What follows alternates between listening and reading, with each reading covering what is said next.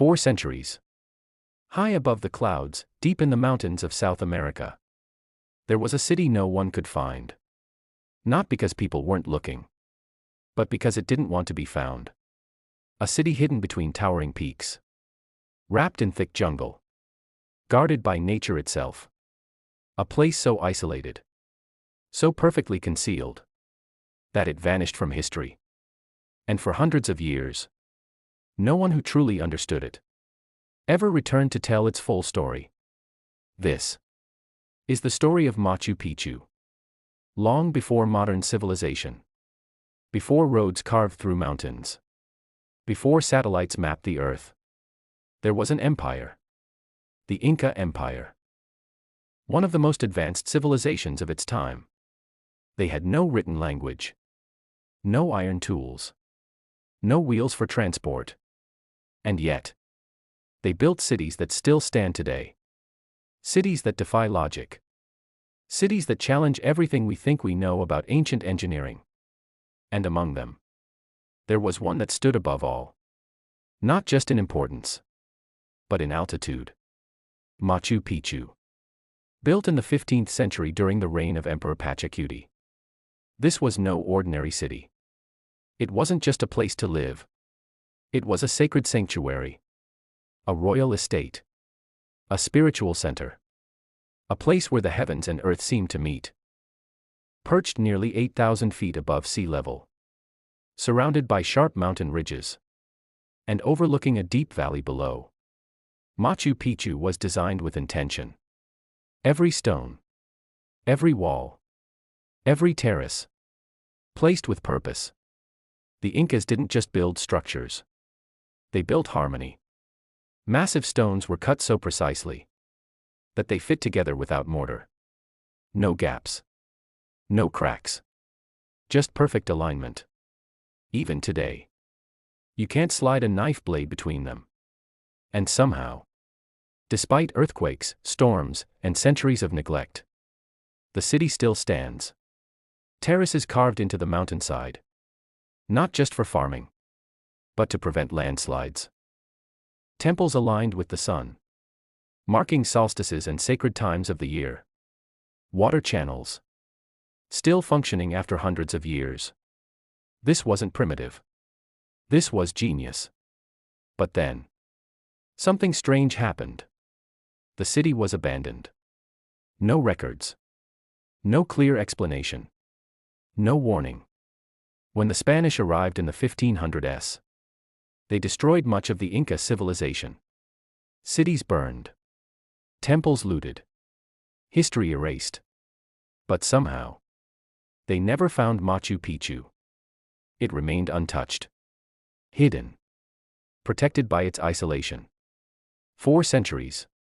The jungle slowly reclaimed it. Trees grew through stone walls. Vines wrapped around ancient temples. Paths disappeared beneath layers of earth. The city faded. Not just from sight, but from memory. To the outside world. It no longer existed. It became a legend. A whisper. A mystery. And then, in 1911, everything changed. An American explorer named Hiram Bingham arrived in Peru. He wasn't looking for Machu Picchu. He was searching for something else, a different lost city. But fate had other plans. Guided by local farmers, he climbed through dense jungle, crossed rivers, and made his way up steep mountain paths, until he saw something unusual. Stone, not scattered rocks, but carefully placed stone, hidden beneath moss and vegetation. As he climbed higher, more appeared. Terraces, walls, structures. And then, through the thick greenery, he saw it. An entire city.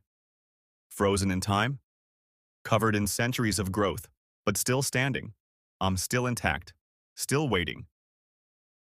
It was Machu Picchu. Lost, but never destroyed. What Bingham discovered shocked the world. How could a city this advanced remain hidden for so long? But what puzzled historians even more was what they didn't find. There were no signs of battle, no burned buildings, no mass graves, no evidence of invasion.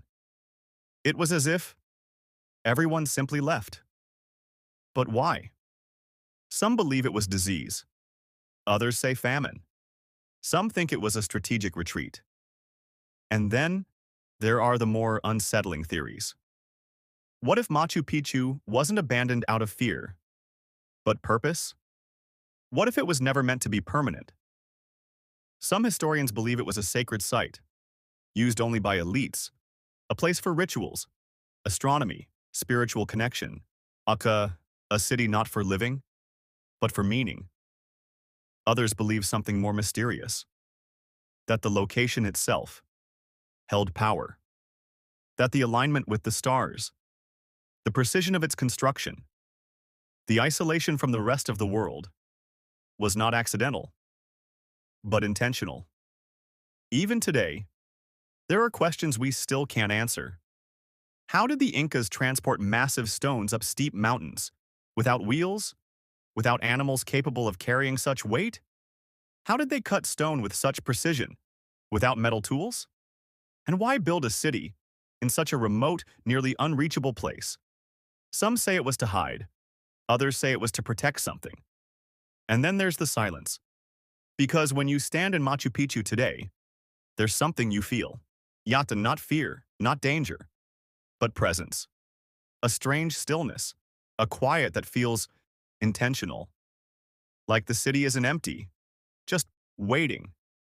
Waiting for something or someone. Tourists visit every day, cameras click, voices echo, but the deeper you go, the quieter it becomes. And sometimes, people report something they can't explain. A feeling of being watched, like a place no one ever truly returned from.